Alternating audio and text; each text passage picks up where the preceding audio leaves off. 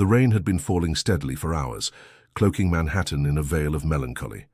On East 83rd Street, the lights inside apartment 3C glowed softly, the warm amber hue casting dancing shadows across hardwood floors. Inside, Elise Morgan sat cross-legged on her bed, a steaming mug of tea in her hands and the faint sound of jazz curling from the record player beside her. Her cat Miso purred at her feet. She glanced at the time, 11:32 p.m. The day had been uneventful, editing her manuscript, emailing her agent, ignoring several texts from her ex. A candle flickered on the nightstand. Outside, the storm deepened, thunder growling low over the skyline. Elise reached for her phone and typed a quick message to her sister. "Something feels off tonight. Don't laugh. I swear I heard someone in the hallway, but no one's there." She hesitated, then hit send. Mia replied almost immediately. "Elise, it's a storm. You always get jumpy when it rains. Lock your door and go to sleep." Elise smiled at the predictability of her sister's reply, but her smile faded as she stared at the closed bedroom door. She hadn't imagined the footsteps. Slow, deliberate, brushing past her apartment just minutes ago. The building was old, sure, and the walls thin, but this had felt close. Too close. Another minute passed, then another, and then at 11:37 p.m., Elise typed again. "He's inside." She didn't hit send right away. Her hands trembled. She stared at the door, barely breathing. A creak. Her heartbeat spiked. The door to her bedroom, once firmly shut, now hung slightly ajar. She hadn't heard it open. The hallway light outside was off, but a shadow moved, slow and shapeless, blending into the black. She hit send. Then silence. When Mia received the message, panic surged. She called Elise immediately, but it went to voicemail. She tried again, nothing. Without hesitating, she threw on a hoodie, grabbed her keys, and bolted into the rain. It was nearly midnight when Mia reached her sister's apartment. She banged on the door. No answer. She called the super, who reluctantly came down in his pajamas. They entered together. The apartment was still. Everything looked normal. The candle had burned out. The mug was still half full. The record player spun in silence, needle stuck in a soft scratch. Miso was curled under the table, wide-eyed but unharmed, and Elise's phone was on the bed. The door had been locked from the inside. No signs of forced entry, no overturned furniture, no blood, no struggle. Just a phone with a single chilling message. "He's inside." The police arrived within the hour. Neighbors were questioned. No one had seen or heard anything unusual. The surveillance camera at the entrance had malfunctioned that evening. The footage glitched, skipping exactly between 11:35 and 11:45 p.m. Detective Ramon Clark, a seasoned NYPD investigator with 30 years under his belt, took the case personally. Something about Elise's disappearance gnawed at him. Too clean, too fast. The timing, the text, the locked door. He stared at the apartment's floor plan, scratching his head. The fire escape was inaccessible. Windows latched. Only one way in, only one way out. And no one had come, or gone. It didn't make sense. Over the next few days, missing posters appeared across the city. Elise's face smiled gently from every lamppost and subway wall. The media picked up the story. Author vanishes without a trace. Manhattan woman disappears from locked apartment. But without leads, suspects, or evidence, theories multiplied. Some said she ran away, overwhelmed by life. Others whispered of suicide. A few spun elaborate conspiracies involving secret tunnels and hidden stalkers. And through it all, Mia waited, watched, searched, called. Elise didn't come back. She had vanished, completely, utterly, silently into the night. If this mystery has already wrapped around your thoughts like the storm around Manhattan that night, subscribe now. More than a story, this is a descent into the unknown. And we're just getting started. Detective Ramon Clark stood in the doorway of Elise Morgan's bedroom, arms crossed, eyes scanning every inch. The digital clock on the nightstand blinked. 12:42 a.m. Rain still lashed the windows.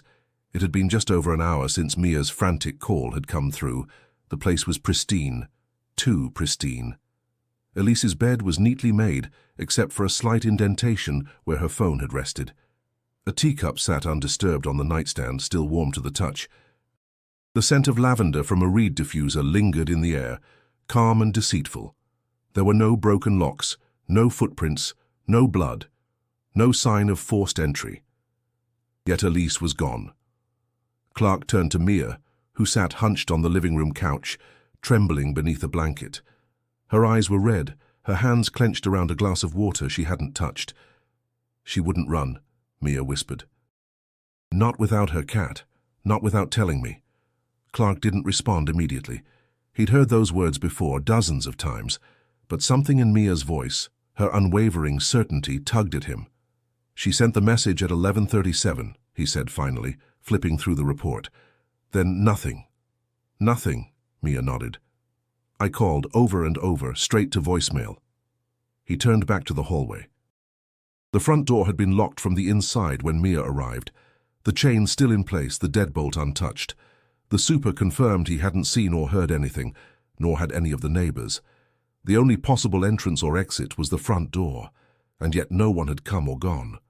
Clark requested surveillance footage from the building's security system. But when the tech pulled up the files, there was a gap, a 10-minute glitch between 11:35 and 11:45 p.m., just static. It was too coincidental. He requested the raw data be sent to his forensics team. In the meantime, officers combed through Elise's life. Her laptop revealed half-finished chapters of a mystery novel.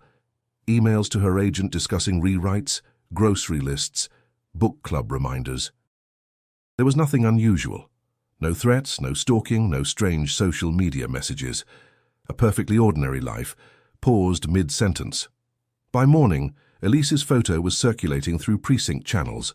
Brown hair, green eyes, petite frame. Last seen wearing a grey hoodie and black leggings. She was a face among many now, filed under missing persons. Clark spent the next 2 days interviewing neighbors. Apartment 3B next door had been vacant for weeks. The woman above, in 4C, reported hearing music, jazz maybe, but nothing strange. Mr. Tennyson in 2C had taken a sleeping pill and remembered nothing. No one had seen or heard Elise leave. A delivery man claimed to have buzzed the building around 11 p.m., but couldn't recall seeing anyone in the hallway. The super swore he'd been asleep and had no keys missing. Still, Clark pressed. "Did Elise ever report anything strange? Complaints, maintenance issues?" The super hesitated. "No. She was quiet, paid on time, friendly." Clark didn't buy it. Something was off. He returned to the apartment alone late that evening, walking slowly through each room. He opened every cabinet, every closet, tapped along the walls for hollow spaces. He checked the fire escape again, secure, rusted shut from years of neglect. No way in or out. He stood in the bathroom for a long time, staring at the mirror, the tiles behind it flawless. The silence was thick, like the apartment was holding its breath. Back in the bedroom, he sat on the bed, staring at Elise's phone. Her final message haunted him. "He's inside. Not someone's outside. Or I heard something. He's inside." Which meant she'd seen him, known he was in the apartment. And then, gone. He requested a forensic sweep, but the results came back clean. No prints beyond Elise's and Mia's. No DNA, no hair, no fibers, nothing. It was as if the man she saw, if he existed, had been made of air. As the days wore on, Clark's theory board filled with red strings and photos, timelines and arrows, but every lead ended in a question mark. What made the case worse was how still everything was. No ransom, no communication, no trace of movement, just one woman. One locked room, one impossible disappearance, and the storm that swallowed her. 1 year. That's how long it took for the city to stop asking about Elise Morgan. The flyers curled on telephone poles, sun-bleached and torn by wind. The news segments dried up, replaced by newer tragedies, fresh crimes. Faces in this city vanish often enough that only the loudest voices stay remembered. And Mia's voice, raw with grief, had grown hoarse. The case remained open, but cold. Detective Clark submitted his final report with little ceremony, 3 pages of silence wrapped in official language. Insufficient evidence for conclusive determination. A polite way of saying nothing. By the end of that summer, even the online forums that once speculated wildly had moved on. Elise became a name in the archives, one more thread among thousands, filed under the unsolvable. But Mia didn't forget. She couldn't. Her sister's absence was a presence in itself, a weight she carried into every room, every conversation. People stopped asking how she was. They had already decided she wasn't going to heal. She went through the motions, worked her job at a design firm, nodded through meetings, but her eyes stayed distant, her smile fixed. On Elise's birthday, Mia returned to the apartment. It was no longer Elise's, of course. Rent control or not, the landlord had waited 6 months before reclaiming it, citing abandonment.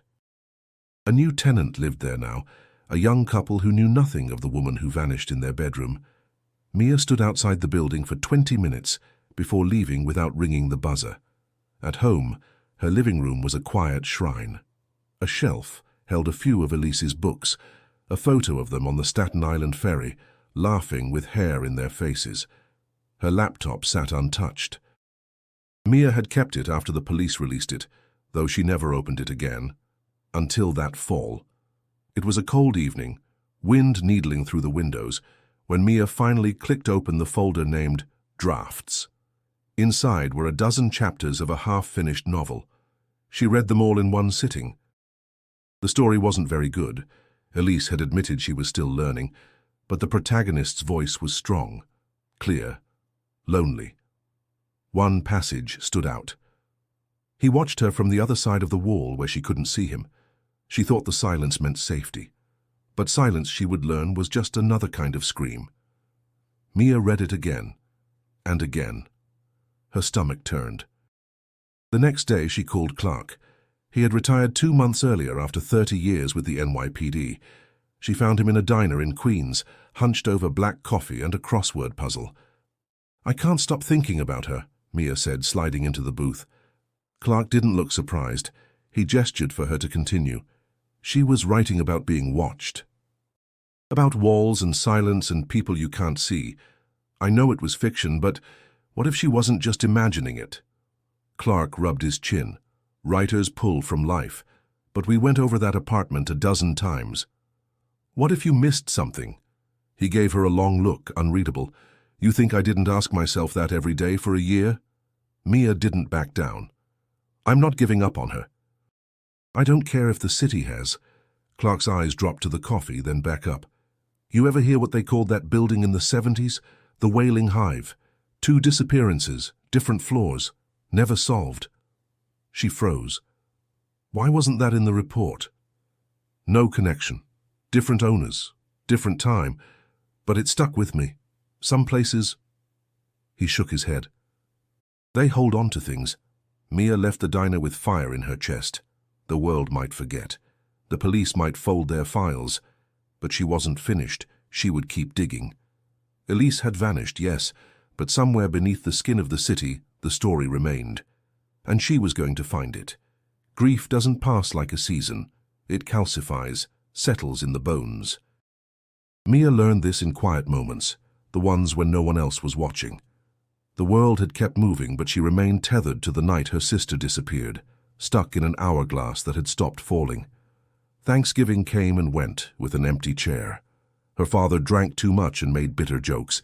Her mother barely spoke, eyes glazed and distant. They had split quietly in the spring, paperwork signed without ceremony. Mia didn't blame them. Elise had been their bridge, the fragile thread that kept them from unraveling. Without her, there was no center, only edges. I just want it to end, her father muttered once after too many glasses of red wine. The not knowing. It's worse than death. Mia didn't respond. She couldn't. Because even as her family drifted, she was drifting too, but in the opposite direction. Toward the mystery, toward Elise. She started spending her evenings digging into public records, learning how to navigate archives, reading about disappearances in Manhattan. The deeper she went, the more threads she found, Threads that led nowhere, yes, but also a strange pattern. Clusters of people, mostly women, vanishing from the Upper East Side over the decades. No connections, no suspects. Just disappearances that fell through cracks no one bothered to close. She printed maps, marked buildings, highlighted newspaper clippings.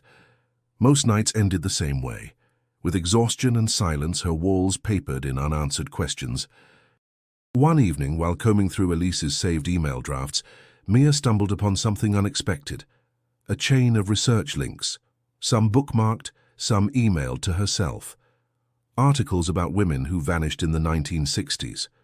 Notes about psychiatric facilities. A scanned image of a handwritten journal from a woman named Margot Lane, who had lived in the East 80s and vanished in 1968. The entry that caught Mia's eye read, "I hear them at night, inside the walls. I told the super, but he laughed. I nailed my windows shut. Still, they find a way in." Chills crawled up her spine. Why had Elise been looking into this? She searched for any mention of Margot Lane. One hit, an old news article from 1974 referencing a troubled woman known for wild claims, last seen leaving her apartment barefoot, never to return. No body, no trace, another ghost. Mia printed the article and added it to her wall. The next week, she tracked down one of Elise's close friends, Daniela, who had moved to Chicago after the disappearance. They hadn't spoken in almost a year.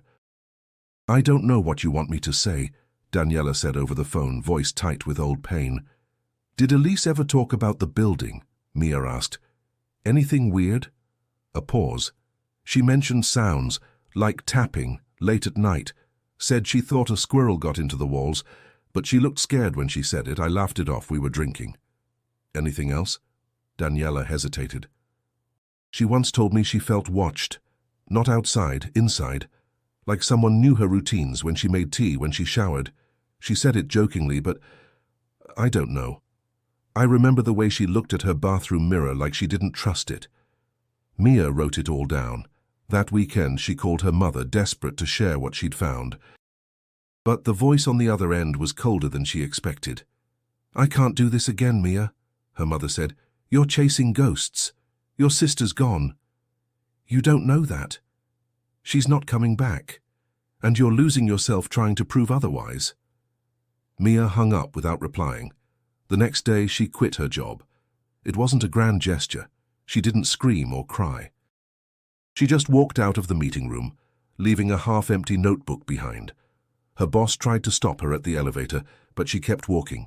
She knew what came next. The city might have forgotten. Her family might have fractured.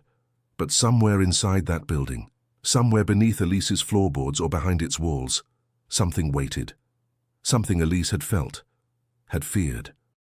And Mia was going to find it. Mia stood across the street from Elise's old building, the late afternoon sun stretching long shadows across the sidewalk. She hadn't been back in weeks, but now she came armed with questions, real ones, not theories, and a growing certainty that the answers weren't buried in memory but in brick and mortar. The building at 212 East 83rd Street looked unremarkable, a weathered 6-story structure with rusted fire escapes and faded red bricks. But it held stories. She could feel them pressing against the glass. Inside, she found the super's office unchanged, cluttered with tools and paint cans. A new superintendent sat behind the desk, a wiry man named Leonard who didn't recognize her. "I'm Elise Morgan's sister," she said. "She lived here, disappeared 12 years ago." His eyes flicked up. "I know the case. Never met her, though. I only started here 4 years ago." "I'm looking into the building's history," Mia continued. "Do you have old maintenance records?" Leonard hesitated. "Why?" "Because someone disappeared. And no one ever figured out how." Reluctantly, he led her down to the basement storage, where decades of paperwork gathered dust. Mia spent hours sifting through faded folders, receipts, and handwritten ledgers. At first, it was mundane. Leaky faucets, boiler checks, rodent complaints. Then she found something strange. Between 1966 and 1973, there were 7 requests logged for wall repairs due to interior collapse on the 3rd and 4th floors. No structural issues ever reported before or after. No insurance claims. and no names of who initiated the repairs. Another entry from 1971 simply read, Unit 3C, ceiling leak from unknown source, no access point, work postponed indefinitely. She jotted it all down. The next morning, she returned to the Upper East Side Library and began digging deeper. City records revealed that the building had changed ownership 3 times since the 1950s. One name in particular stood out, Grant Halden Realty, a company that operated for only 6 years before dissolving quietly in 1974. She found little about them. No ads, no lawsuits, no obituaries. Just a handful of properties acquired and sold, all within a 5-block radius. But 3 of those buildings had reported missing persons between 1965 and 1975. One of them was the same address where Margot Lane had lived. That couldn't be a coincidence. She printed every document and took it to Clark. They met again in his Queens apartment. He looked tired, older than she remembered. "You've been busy," he said, flipping through the pages. "Something's wrong with that building, this company, these disappearances. It's not random. It's systemic." He exhaled, slow. "I remember hearing rumors back in the 90s about buildings with bad bones, places people avoided after dark. Then why didn't you say anything?" "Because rumors don't make evidence." She pulled out the ledger copy. "Then how about unexplained interior collapses? Work orders that vanish? Owners who don't exist?" Clark looked closer. His expression shifted. "That name, Grant Halden. I've seen it before. There was a scandal in '74, off-the-record stuff. A police lieutenant's daughter went missing. Same neighborhood, case disappeared with her." Mia's pulse quickened. "So you believe me now?" "I believe something's there, but believing isn't knowing." She didn't argue. She didn't need his faith, just his help. That weekend, she interviewed the only long-term resident who had been in the building since Elise's time, Mrs. Elena Dobrev, now 93, living in a rent-controlled unit on the top floor. The old woman welcomed her in with suspicious eyes and a voice like gravel. "You're the sister," she said. "I remember you." Mia nodded. "Do you remember anything about that night? Anything strange?" Mrs. Dobrev's hands trembled as she poured tea. "I heard scratching, like nails on plaster, coming from the bathroom wall. But it stopped after a few minutes. Did you ever hear it before?" "Sometimes over the years, always from the same place, like something was living in there." She paused, then leaned closer. "They sealed something up, long ago, after the war. My husband said he saw men digging under the basement at night." "Why?" "They said it was for plumbing, but he never believed them, said they made a tunnel. Then they bricked it shut." Mia's throat dried. "Did you ever see it?" "No," she said softly, "but I heard it breathing." The new tenant in 3C was a musician named Theo Griggs. He'd lived in the apartment just under a year, and by all appearances, had no idea what had happened there. Mia found him through the building's online resident board, under a post complaining about faulty wiring and strange sounds at night. She messaged him directly, cautious but firm. "Did you ever notice anything unusual in the bathroom?" He replied an hour later. "The mirror clicks like it's loose, and sometimes the lights flicker when no other power's out." "Didn't think it mattered." She asked to meet in person. He agreed reluctantly. They sat at the edge of the room Elise once called her sanctuary, now stripped of memory. The decor was different, the walls repainted, but the layout was identical. Mia could feel the air still hold her sister's breath, the weight of what never left. "It happens at night," Theo said, "usually around 2 a.m. I thought it was electrical, but I've had 2 inspections." Mia stood in the bathroom doorway. The mirror above the sink looked ordinary, but as she leaned closer, she noticed a hairline crack along the upper corner, not a fracture, but a seam, subtle, intentional. "Do you mind if I try something?" she asked. He shrugged. She brought out a small flashlight and ran it across the wall, tile by tile. Near the base of the mirror, the beam caught an odd reflection, one tile slightly misaligned. She tapped it, hollow. A rush of adrenaline tightened her chest. Theo looked unsettled. "What are you doing?" "This apartment, it hides things."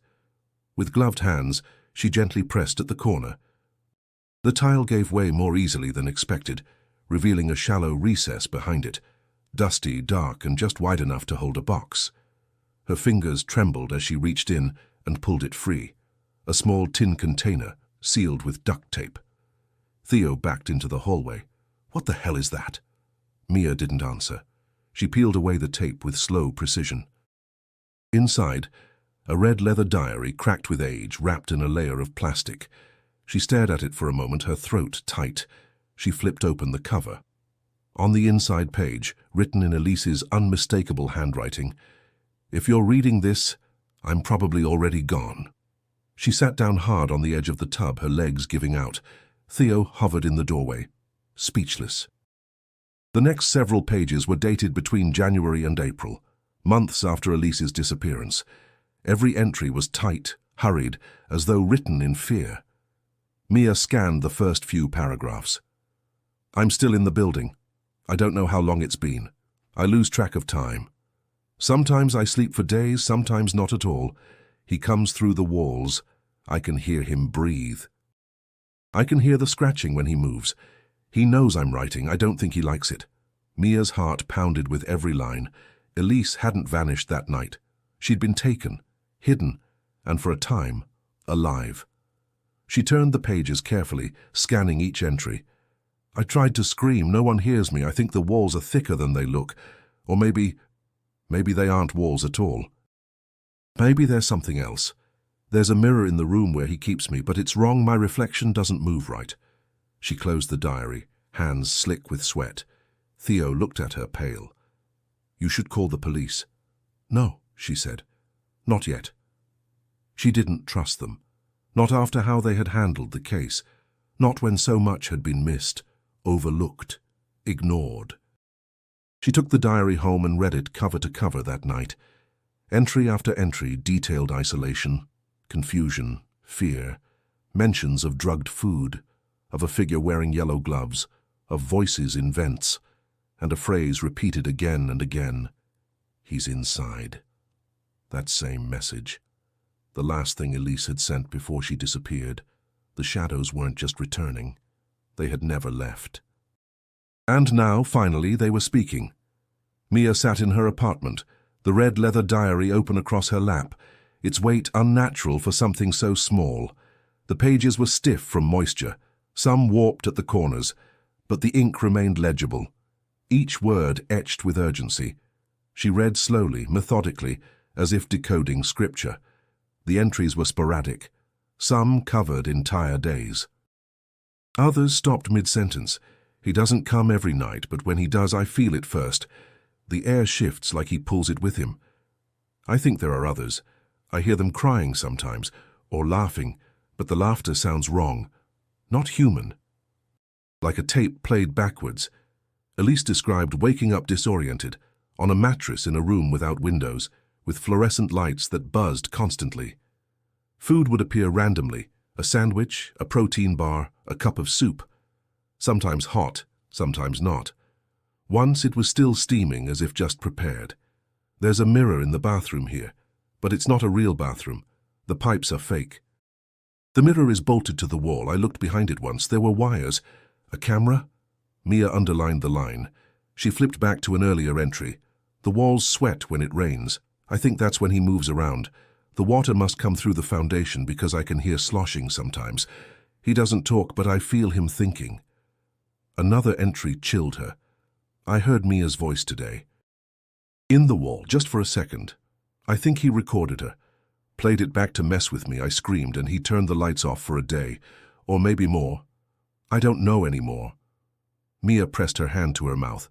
The idea of Elise trapped, hearing her own sister's voice used like a weapon, it cut deeper than any theory she'd imagined. Some entries spiraled into confusion, repeated phrases. Pages where Elise had written the same word dozens of times. Watching, mirror, gloves. Others were terrifyingly lucid. "I don't think he wants to kill me. I think he wants to erase me." That's worse. Elise described the figure she called the man with the yellow gloves. She never saw his face. Only his hands, always gloved, usually rubber. Sometimes she glimpsed his boots, heavy, military style, leaving muddy prints across concrete. He hums. Not a song I know, but always the same tune. It gets louder when he's angry. That's how I knew he was close last time. The humming came through the vent. The diary entry stopped abruptly in early May. The last page was written shakily. If this is ever found, I want you to know I didn't imagine this. I'm not crazy. There's a tunnel. I think it connects to the old service shaft. I tried to map it, but I can't get far. I get dizzy. There's something down there, something older than him. I think this place is a wound and he's the infection. That was the end. Mia sat in silence for a long time. The city outside moved like nothing had changed. Cars honking, people shouting across streets. But everything inside her felt different, like something sacred had been handed to her. Proof, not a theory, not a suspicion. Her sister had been alive, hidden, writing, fighting, long after they'd assumed she was gone. She photocopied every page and stored them digitally, then returned the diary to its box. She wrapped it in plastic again, just as Elise had, and placed it in a small safe in her closet. That night, she didn't sleep. Instead, she went online and pulled up floor plans of the building again. She traced Elise's words against the blueprints, searching for inconsistencies, and she found one. A 1-foot void space behind the bathroom wall, unaccounted for in the renovation documents, labeled utility clearance, but deeper than it should be, and long, possibly crawlable. She scribbled notes: the man with the gloves, the vent sounds, the mirror seams, the missing entries, and the tunnel. Something told her the diary wasn't just a record, it was a map. Mia returned to the diary the next morning with a sharper eye. This time she didn't just read, she analyzed. Every detail mattered now, especially those Elise might not have even realized were important. Several entries mentioned lapses in time. Days Elise couldn't remember, bruises she didn't recall getting, food she hadn't seen delivered. She suspected she was being drugged. He put something in the water. I stopped drinking it. Now it comes in sealed bottles. He knows I'm onto him, but I haven't stopped writing. The implication was clear. Elise had been conscious of her imprisonment. She was lucid, calculating, resisting in the only way she could, by documenting. Another entry jumped out. There's a vent behind the cabinet. It's always warm. I think it connects to a room below. Sometimes I hear the humming through it, then metal clanging like tools or cages. Mia circled the words. Tools, cages, rooms beneath. I followed him once. When the lights flickered, I found a crack in the wall behind the sink, just wide enough to peek through. There was another room, empty except for a chair, bolted down, chains, and the gloves. Hanging like trophies. The entries became more erratic from there. The fear seeped into every sentence. Elise didn't always write chronologically anymore. She recounted memories, flashes, dreams. I saw his face once, or part of it. He doesn't blink. His eyes are too wide. I don't think he sleeps. But it was this line that haunted Mia most. He knows my name, but he never uses it. He says you, like I don't exist outside this place. Stripped of identity, of humanity. It was methodical, intentional. In one of the final entries before the writing abruptly changed tone, Elise wrote, "He told me he's not the first, that he was taught how to do this, that someone showed him. I thought he was lying, but now I think it's true." Mia stared at that line for nearly an hour. Not the first. It aligned with everything she'd uncovered. The missing women from the 60s, the strange corporate paper trails, the sealed-off blueprints. The building wasn't a crime scene. It was part of a system, a machine, and someone had operated it before him. In a sudden realization, she flipped to a page she'd skipped, one filled with diagrams. Crude, hand-drawn sketches of the room Elise had been kept in. Arrows pointing toward vents, gaps in walls, notes like possible exit and not real pipe. Elise had been trying to map her location. "If anyone finds this," she'd written near the bottom, "look for the warped tile. It hums when touched." Mia remembered the tile she'd found the diary behind. This was no random hiding spot. Elise had chosen it, not just for concealment, but because she believed it was connected. perhaps to the tunnel she'd mentioned. It was then that Mia realized she couldn't do this alone anymore. She called Clark. He didn't answer on the first ring, or the second, but on the third try his voice rasped into her ear. "Mia? I found a map," she said. "I think she drew the room. I think she was below the apartment, somewhere inside the building." There was a pause. "Where are you?" "I'm home. I have the diary. I can show you." 2 hours later, Clark sat in her living room, scanning the drawings with a deepening frown. He didn't speak for a long time. Finally he said, This isn't just a hidden room. These notes, vents, access gaps, structural voids, she's describing old utility infrastructure, places that don't appear on modern plans." "Like a tunnel?" He nodded. "Or something built when this city looked very different." She pointed to a line of text scrawled at the bottom of the page. "If I get out, I'll expose him. If I don't find the gloves." Clark leaned back, the weight of it pressing into his chest. He'd seen horrors in his years on the force.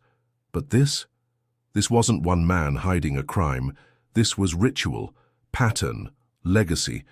And it had gone unnoticed, maybe even protected for decades. The gloves became Mia's obsession. She printed out the page from Elise's diary and pinned it above her desk. "Find the gloves." The words stared back like a dare. Clark agreed. It was a specific detail, memorable, symbolic, and unlikely to be a coincidence. Yellow rubber gloves weren't a common accessory, especially in a setting like that. They had to mean something. He made a few calls to contacts still within the NYPD, asking about maintenance staff and building personnel from the early 2000s. Most records were incomplete. Staff turned over quickly, and old employee files often vanished with little trace. But one name came back. Franklin Lyle. Worked as a part-time janitor in the early 2000s, lived in apartment 5B. No criminal record. Nothing overtly suspicious. But he had been terminated for repeated absence and insubordination, and he disappeared shortly after Elise went missing. Mia and Clark visited the building's records office and confirmed it. Lyle had rented 5B under his own name. Utilities in his name. Lease signed in 1999. Rent paid in cash. But after 2014, nothing. No move-out notice, no forwarding address, no official trace. The apartment had remained vacant for a year, then released to a new tenant. The current occupant knew nothing of Franklin Lyle. Mia stood outside the door of 5B, pressing her palm to the wood. Elise had likely never known the man next door, but he'd known her, watched her, listened to her live. Back at Clark's apartment, they dug deeper. Public databases turned up a brother, Harold Lyle, 17 years older, last known address in Brooklyn. He had worked in construction during the 80s and 90s and retired with disability benefits. The records were thin. Mia found a photo from a decades-old worksite newsletter, Harold and Franklin side by side. Franklin's face was narrow, angular. In the photo, he wore gloves, yellow ones, holding a shovel. That night, Mia couldn't sleep. She dreamed of narrow walls and buzzing lights, of yellow hands reaching out from shadows. Elise's voice echoed in her head. "He doesn't blink." The next morning, Clark located Harold's new address, an assisted living facility in Coney Island. They went together. Harold was gaunt and soft-spoken, his memory brittle but not broken. At first he seemed confused by their visit. Then Mia mentioned Franklin. Something changed in his posture. "Frank," Harold said. "Haven't heard that name in years." "Do you know where he is?" Clark asked. Harold shook his head. "No one does. He left a long time ago. Just disappeared." "Did he live with you?" Mia asked. "No, but he stayed with me after he got fired for a few weeks. Then one day he packed up and left." "Didn't say where." "Did he ever talk about Elise Morgan?" Clark pressed. Harold blinked slowly. "No, but he talked about the building." "What did he say?" Harold looked down. "He said there were ways to stay hidden, that old buildings were like veins. You just needed to know the pathways." Mia felt cold settle under her skin. "He told me he found a place in the walls, Harold continued. Said he could move through them without being seen. Said no one would ever find him. Was he mentally ill? Clark asked carefully. No, Harold whispered. Just angry. And patient. There was a long silence. Mia leaned forward. Did he wear gloves? Harold looked up at her, something ancient flickering in his eyes. He always did. Said he didn't like touching people, or leaving fingerprints. Said skin was decontaminating. They left the facility in silence. In the car, Mia clutched the copy of Elise's diary. Do you think he's still alive? She asked. Clark's hands tightened on the wheel. If he is, he said, he's not living out in the open. He's still hiding, still watching. And I think he's closer than we know. The basement of the building smelled of mold and rust. Clark held the flashlight steady, while Mia unfolded the old blueprint they had retrieved from the city's historical archive, a yellowing sheet from 1924 that showed a now-forgotten section beneath the apartments. Marked faintly near the boiler room was an unlabeled corridor. It didn't appear in any modern documentation. The only clue to its purpose was a scribbled note in pencil, Maintenance Channel, sealed 1952. The building manager, Leonard, had given reluctant approval after Clark flashed his retired badge and threatened to involve the press. He had no knowledge of any tunnel, but admitted the foundation was older than most in the neighborhood. They moved past crates and broken shelving until they reached a far wall half covered in old plywood. Clark tapped it with the butt of the flashlight, hollow. Mia stepped forward and peeled back the wood. Behind it was concrete, cracked in a jagged arc, with an old service hatch embedded in the wall. Rusted bolts held it shut. Clark crouched down, grunting as he pried them loose. The door groaned open. Inside was a narrow passage just tall enough to crouch in. The air was thick, stale, damp with the scent of decay. Pipes lined one side, many corroded and dry. Others dripped slowly into the dirt below. The floor was earth, uneven and littered with old trash, bottles, paper, a broken boot. They moved carefully, Mia's heart thundering. She held the diary close. Elise had written of a tunnel, and now here it was. Clark led the way, sweeping the beam of light across graffiti-stained walls. Some markings looked fresh, others decades old. One was a crude drawing of a face with no eyes. Below it, the word "forgotten" was scrawled in what might have been ink or something else. The tunnel bent sharply to the right. That's where they found it. A door. Wooden, old, reinforced with iron braces. Scratches marked its surface, desperate, clawing lines. Clark stepped back, letting Mia approach. Her hands trembled as she reached for the rusted latch.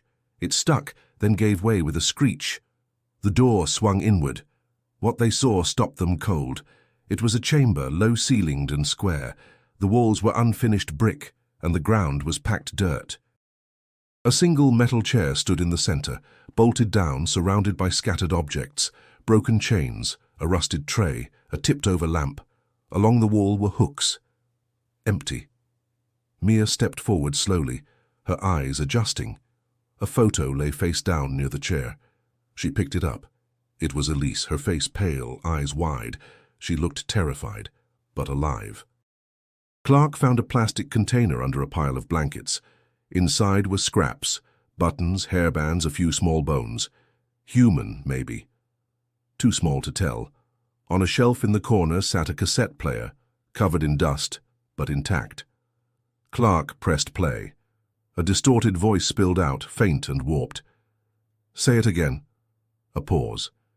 Then Elise's voice, shaking. "He's inside." Mia turned away, unable to breathe. This was real.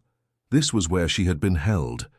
The final piece of the diary came crashing into view. The passages about chains, the humming, the reflection that didn't match, the gloves. Elise had described this place in fragments, but now the fragments were whole. Clark checked the perimeter. A narrow vent ran through the upper wall, big enough to slide small objects through, maybe sound, maybe air, but not escape. They searched for another entrance, but the chamber was isolated. No light, no power, just darkness and memory. Mia knelt beside the chair. There, beneath it, she found something pressed into the dirt, a small cloth-bound notebook nearly destroyed by moisture. She opened it carefully. More pages. Not Elise's handwriting. Someone else had been here. Before her. Before Elise. Mia and Clark looked at each other. This wasn't a one-time crime, it was a cycle. And they had just opened its center. The second notebook was waterlogged, its cover crumbling at the corners. Mia opened it with care, holding the pages flat beneath the flashlight's trembling beam. The handwriting was unfamiliar, blockier with wide spacing, but the words sent a chill down her spine. They said I'd be forgotten, but I remember every sound. Clark read over her shoulder. This isn't Elise. No, Mia said. It's someone else, another woman. The entries were older, judging by the references, written sometime in the late 80s or early 90s. The writer spoke of a room much like Elise's. No windows, false plumbing, strange meals left at odd hours. She mentioned being moved between spaces, sometimes blindfolded, always under surveillance. There's a camera in the mirror. I watched it blink once. I think he got lazy. She too referred to the humming, the gloves, the way he never spoke but was always present. Then came a detail Mia hadn't read before. There are others. I've heard them. 2 at least. One cries. One talks to herself. I've tried to call out. He punishes us when we do. Clark turned to inspect the walls of the chamber more closely. This isn't the only room, it's part of a network. Mia nodded. He was moving them through it. Elise had mentioned voices. Now this woman too, it wasn't just solitary captivity. It was organized, maintained, predatory. They checked the back of the chamber, where a second exit was crudely sealed with plywood and rusted nails. Clark pried it loose with a crowbar. Behind it, another tunnel, this one narrower, snaking deeper beneath the building. They followed it in silence. The deeper they went, the colder it became. The air thinned, heavy with dust. Pipes crisscrossed the ceiling, some dripping, some dry. Mia counted steps, each one echoing like a metronome in the dark. Then they found it. Another room, smaller than the first. Inside, an old cot flattened by weight, a torn blanket, and a wall covered in Polaroids. Dozens of them, pinned and curling with age. Faces stared out, some smiling, some mid-sentence. Others wide-eyed, caught off guard. Women, at least 20. Mia stepped forward, scanning each image with shaking hands. Near the bottom, one photograph made her knees buckle. Elise, sitting in the same chair from the earlier chamber, her eyes swollen, her lips parted as if just about to speak. Clark pulled her back gently. Don't look too long. He pointed to the date scrawled on the back in red ink, April 9th, 2013. That was months after she disappeared. She'd been alive, still held, still photographed.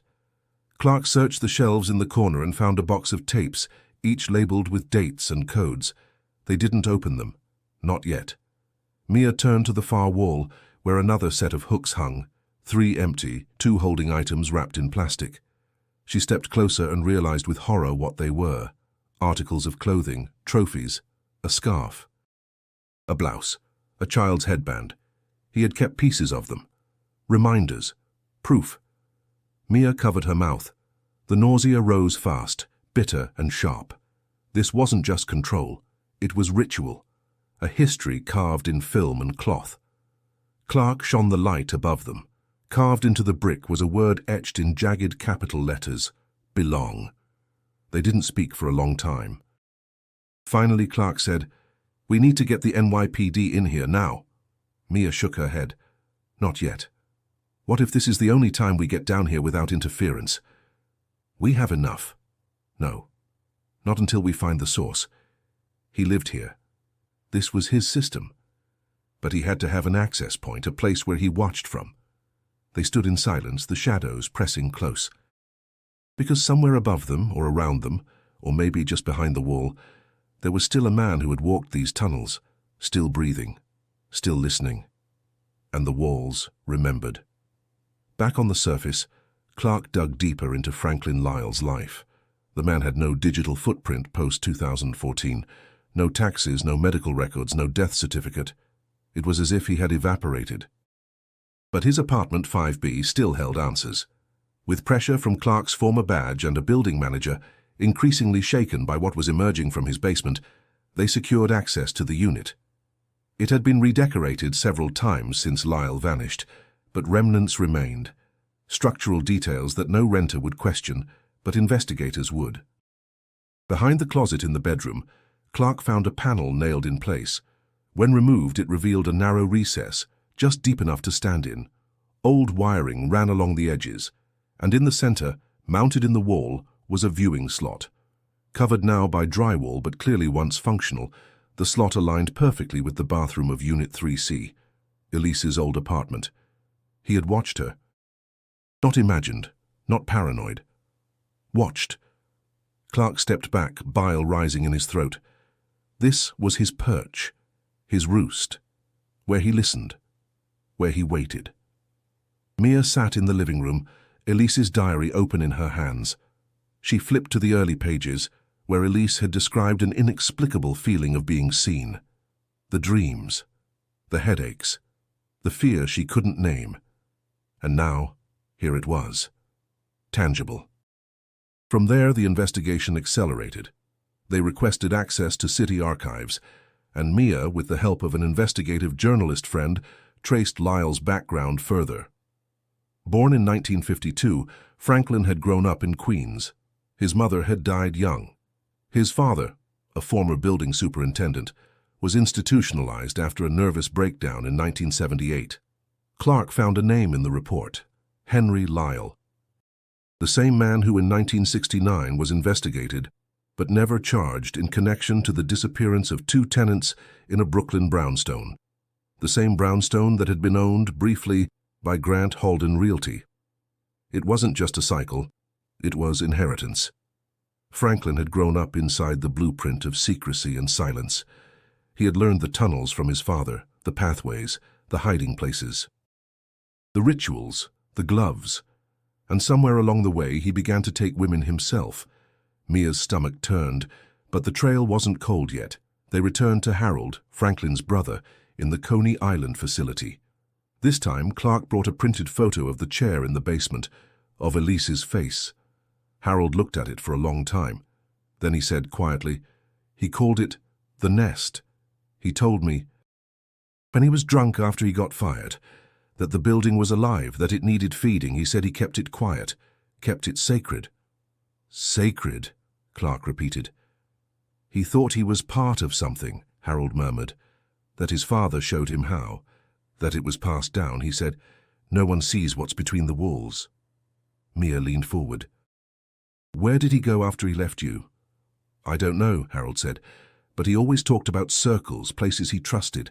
He mentioned a church, something old, abandoned, said it had tunnels too. They searched public records again.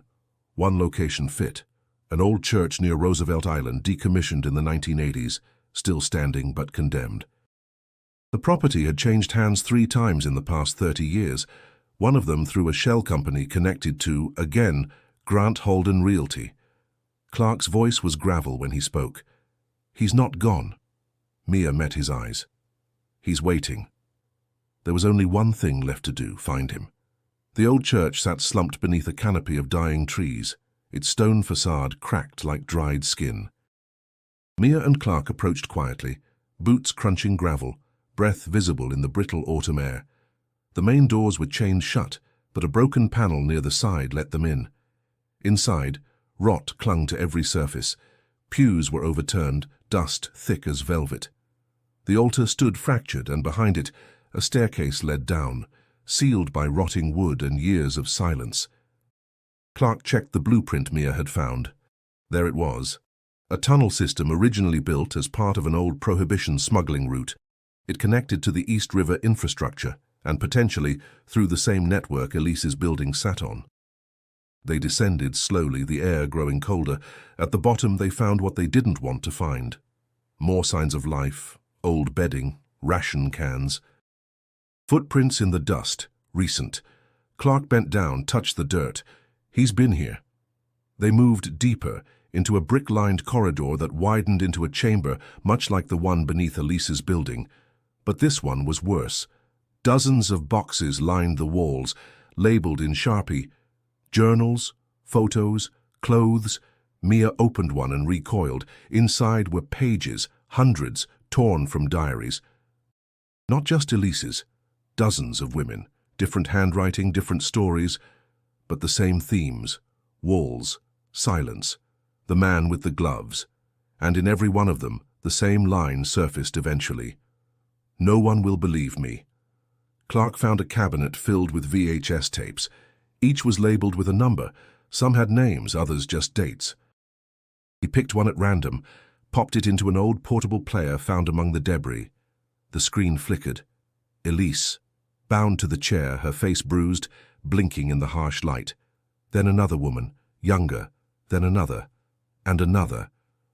"This is decades worth," Clark muttered, voice tight with rage. Mia pulled out her phone and started recording. Every inch of it, every tape, every label. She took photos, scanned documents. They wouldn't let this vanish, not like before. In a box marked Archive Confidential, she found something unexpected: a ledger. Not names, payments, dozens of entries, dates, amounts, company names, some linked to real estate firms, others to law offices. But one name came up again and again: Halden Corp. "They paid to keep this quiet," Mia whispered. "To keep him protected, maybe even supplied."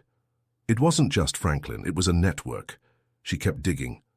One folder contained correspondence, copies of letters between city officials and the original owners of 212 East 83rd. There were warnings about structural instability, recommendations for inspection. Everyone was stamped resolved without any action taken. Clark held up a photo from another box. A young girl on the back, M. Lane, 1968. Mia froze. Margot Lane. The woman Elise had been researching. The one no one believed. Her journal had been real. Her fate had been buried. All of it. Buried in bureaucracy, in property records, in silent payouts and fireproof archives no one looked through. Clark stared at the mountain of evidence. "We need to get this out." "To who?" Mia asked. "The same people who buried it last time?" "We go public. Press, online, everything." They left the chamber with backpacks full of records, evidence, proof. Outside, the city was waking up. Lights flicked on across windows. Horns started to echo through the streets.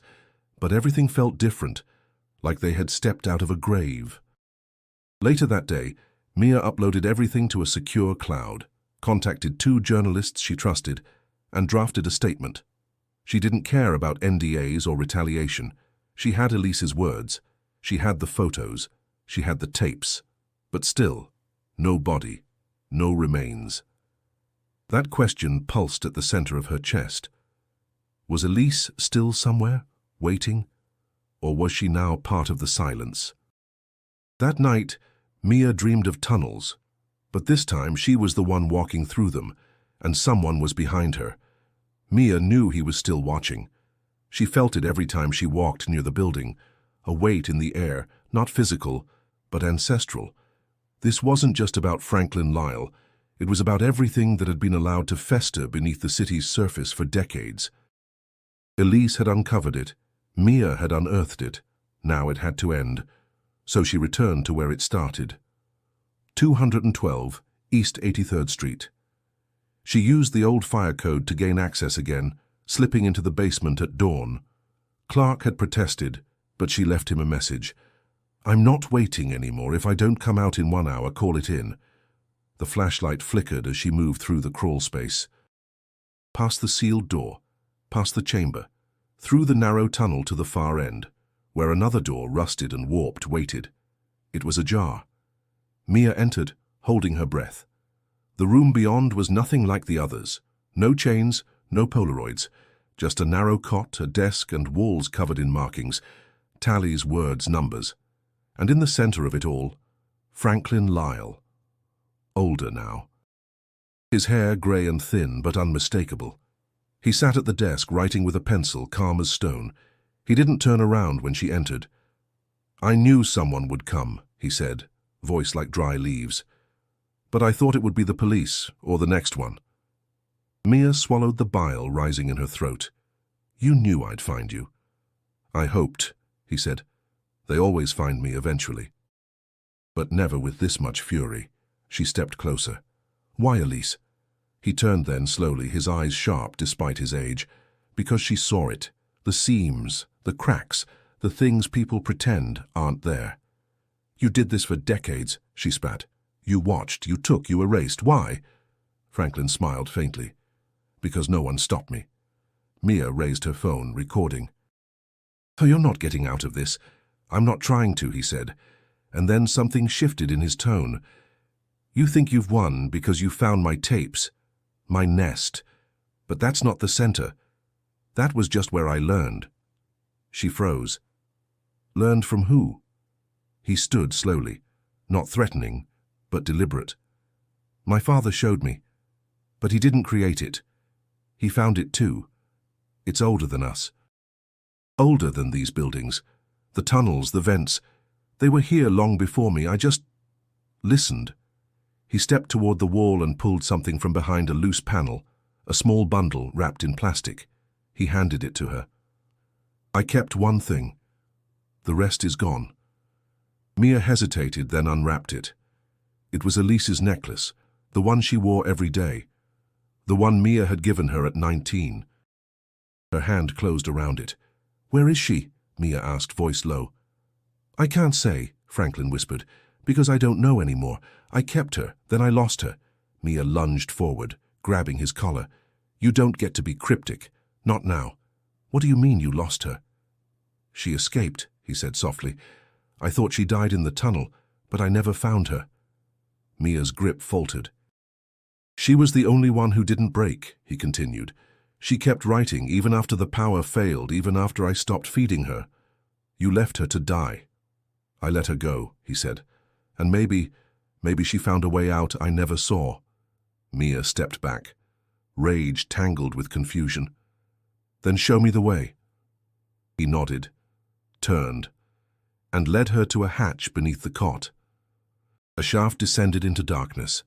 Clark arrived minutes later, following the coordinates Mia had texted before entering. He found her standing beside the open hatch, Franklin seated calmly against the wall, eyes closed. "I'm done," Franklin said. Mia looked at Clark. "There's one tunnel left," she said. "He says Elise might have used it." Clark nodded. "Then we go in." Because the story wasn't finished, and Elise's truth had one more chapter. The shaft descended farther than Mia expected, farther than any sane architect would design beneath city soil. Clark led, his flashlight bouncing across brick and stone, illuminating markings along the walls, names, symbols, scratches, all left by hands that had once believed they would never be found. They found her at the end of the tunnel, not alive but not erased. Bone fragments. A piece of cloth confirmed through fiber analysis to match Elise's final diary entries. DNA tested, cross-verified, confirmed. It was her.